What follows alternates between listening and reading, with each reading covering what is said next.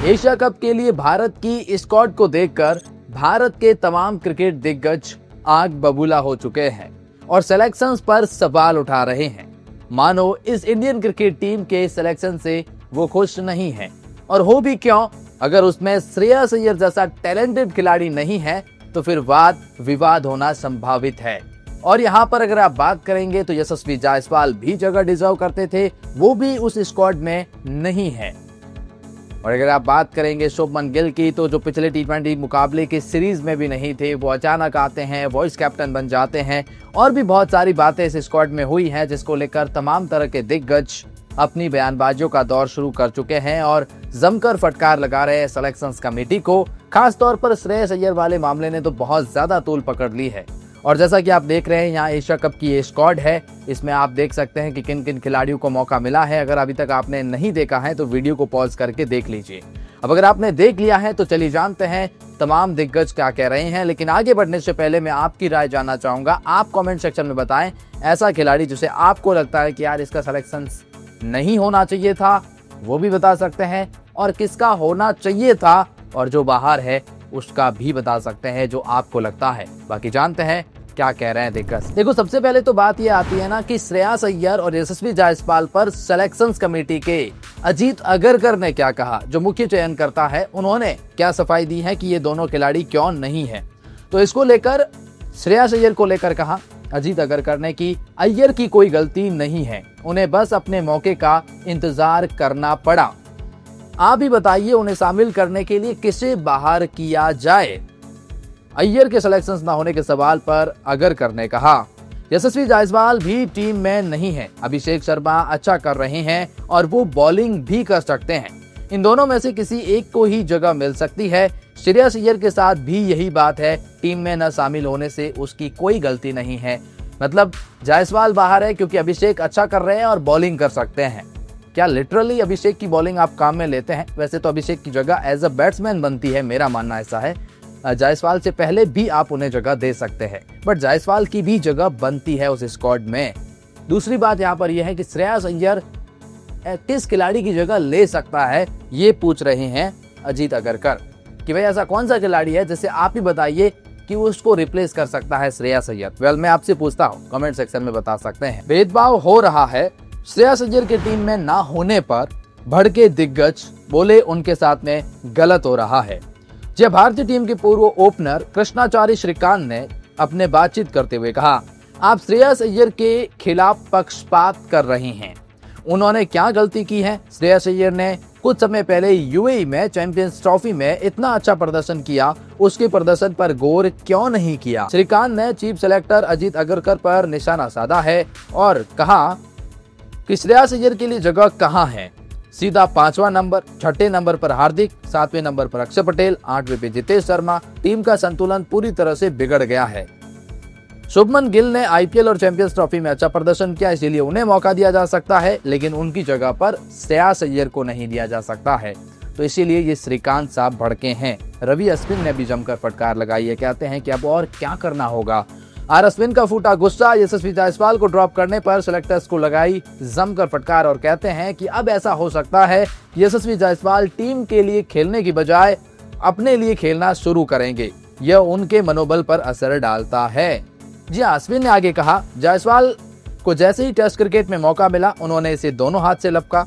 आप उन्हें जिस भी फॉर्मेट में खेलने का मौका देते हैं, उन्होंने शानदार प्रदर्शन किया और इस शानदार प्रदर्शन के अलावा कोई और क्या कर सकता है, लेकिन फिर भी उन्हें मौका नहीं मिलता। अश्विन ने कहा कि श्रेयस अय्यर और यशस्वी जायसवाल टीम के लिए खेलते हैं। अब जब उनका सिलेक्शन नहीं होगा तो वो भी अपने लिए खेलना शुरू कर देंगे। इससे खिलाड़ियों के मनोबल पर फर्क पड़ता है, ये रविचंद्रन अश्विन कहते हैं। उन्होंने कहा कि कई बल्लेबाज अपने औसत और नंबर बचाने के लिए खेलते हैं, लेकिन यशस्वी हमेशा मौके पर शॉट खेलते हैं, टीम को प्राथमिकता देते हैं। इसके बावजूद उन्हें बाहर करना बेहद दुर्भाग्यपूर्ण है। ये दर्शाता है कि टी20 में अब ऐसा फॉर्मेट बन गया है जहाँ खिलाड़ी अपनी जगह बचाने के लिए भी खेल सकते हैं, और ये अच्छे संकेत नहीं है मेरे हिसाब से भी। वेल, अब श्रेयस अय्यर को लेकर भी चयनकर्ताओं पर भड़के अश्विन ने अपने बातचीत करते हुए कहा चयन एक कठिन काम है, लेकिन श्रेयस और जायसवाल जैसे खिलाड़ियों को बाहर करना बिल्कुल अनुचित है। मुझे उम्मीद है कि सेलेक्टर्स ने इन दोनों को कारण बताया होगा कि आखिर इन्हें बाहर क्यों किया।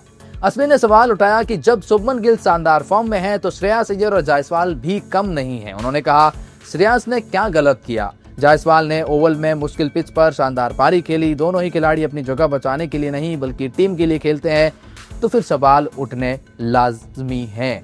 अच्छा, श्रेयस अय्यर की टीम में नहीं लेकिन लीडर बनेंगे, ये इरफान पठान ने बड़ा दावा कर दिया है। इरफान पठान ने अपनी राय रखी और राय रखते हुए इरफान पठान ने कहा, उन्हें श्रेयस अय्यर को धीरज रखने की सलाह देते हुए कहा कि उन्हें अपना मौका जरूर मिलेगा। पठान ने तो ये तक कह दिया कि श्रेयस अय्यर टीम में ही नहीं होंगे फ्यूचर में, बल्कि टीम के साथ साथ वो आगे चलकर लीडरशिप ग्रुप का भी हिस्सा बनेंगे। पठान ने एक्स पर इस तरह की बात लिखी है।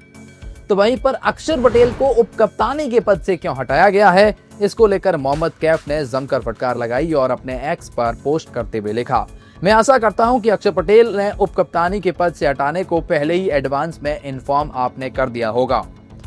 उन्हें इस बात का प्रेस कॉन्फ्रेंस से नहीं पता चला होगा। अक्षर ने कुछ गलत नहीं किया है तो उनको स्पष्टीकरण मिलना चाहिए। ये बात भी सही है कि अक्षर पटेल को आपने इन्फॉर्म किया होगा कि अब आप उपकप्तान नहीं हैं। मोहम्मद कैफ ने कहा, भाई अक्षर ने ऐसा क्या गलत कर दिया कि आपने उन्हें उपकप्तानी के पद से हटा दिया। अजीब लग रहा है। एशिया कप के लिए भारतीय टीम से इस खिलाड़ी के बाहर होने पर रॉबिन उथप्पा भी काफी हैरान है और उन्होंने अपने एक्स पर पोस्ट करते हुए लिखा, भारत को अगला टी20 खेलने के लिए पहले लगभग 18 टी20 मैच अब खेलने हैं। मतलब वर्ल्ड कप से पहले 18 टी20 मुकाबले अब आपको खेलने हैं।